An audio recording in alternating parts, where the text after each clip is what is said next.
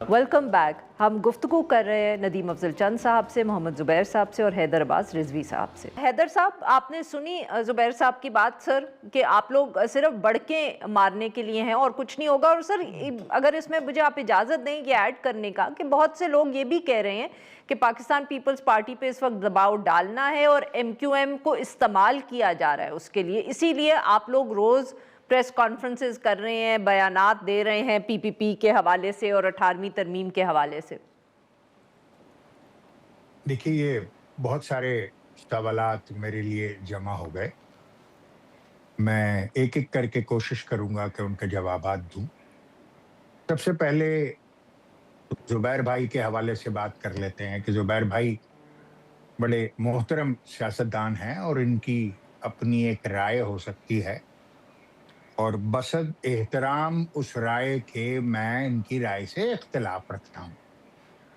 अब जैसा ये समझते हैं, जाहिर है गवर्नर सिंध रहे हैं, सिस्टम का हिस्सा तो ये भी रहे होंगे, कुछ एंजॉय इन्होंने भी किया होगा। तो अगर ये अपने गवर्नर होने को और अपने काम को एंजॉयमेंट समझते हैं तो शायद फिर दूसरे भी उसी तरह एंजॉय कर रहे हों।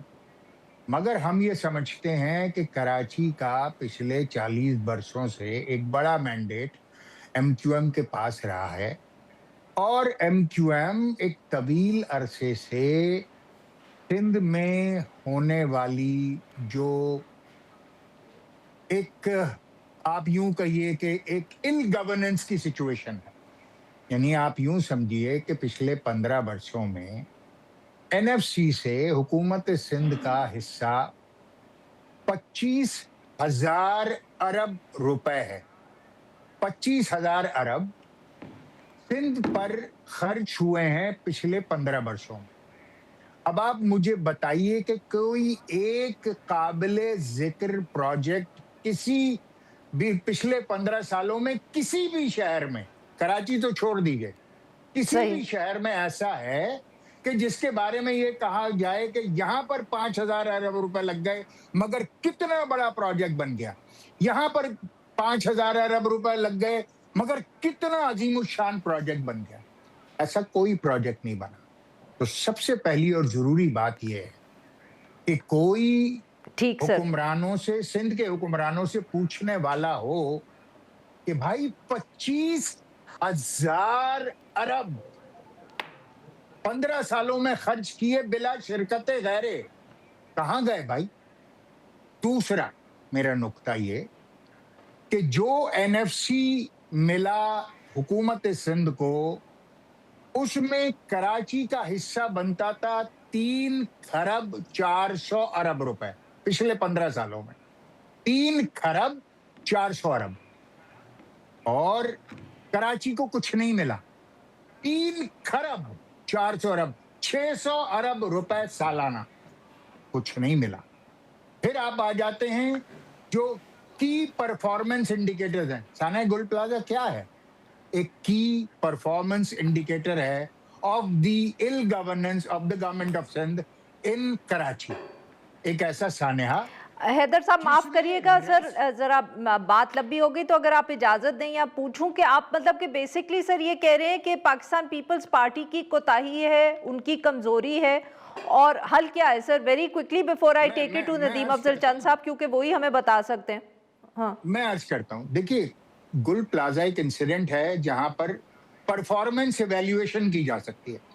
हमारे सिंध के पास 4 महकमे हैं जो रेस्क्यू के लिए मशहूर हैं।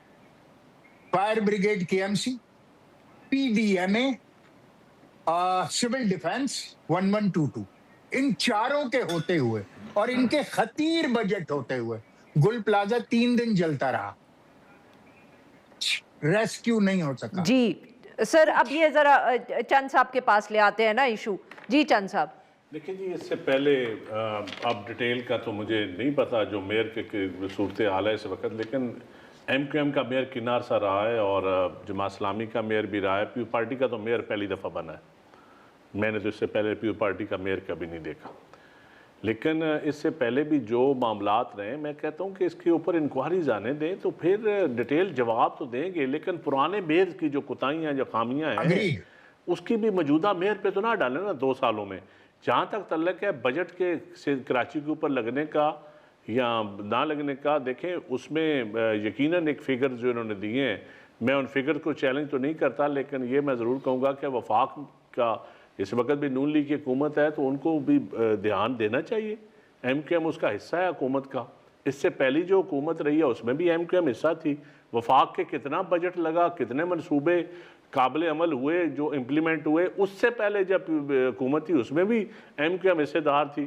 تو جہاں تک ایم کیو ایم کا اعتراض کا تعلق ہے ایز اے جماعت، اس کو تو میں بالکل میں سمجھتا ہوں ان کا اعتراض بنتے نہیں ہے۔ جہاں تک کراچی کے شہریوں کا حق ہے کہ ان کو ایک اچھی گورننس دی جائے، جو بھی اعتراضات کراچی کے شہریوں کے جو زبیر صاحب نے کہیں اس میں یا حیدر بھائی نے کہیں اس میں وزن ہے، اور میں سمجھتا ہوں کہ گورننس نظر آنی چاہیے کراچی پہ، اس پہ میرا کوئی آرگومنٹس نہیں ہے، لیکن یہ میں ضرور کہوں گا کہ آپ ساری ذمہ داری صرف اس موجودہ میئر پہ تو نہ ڈالیں نا۔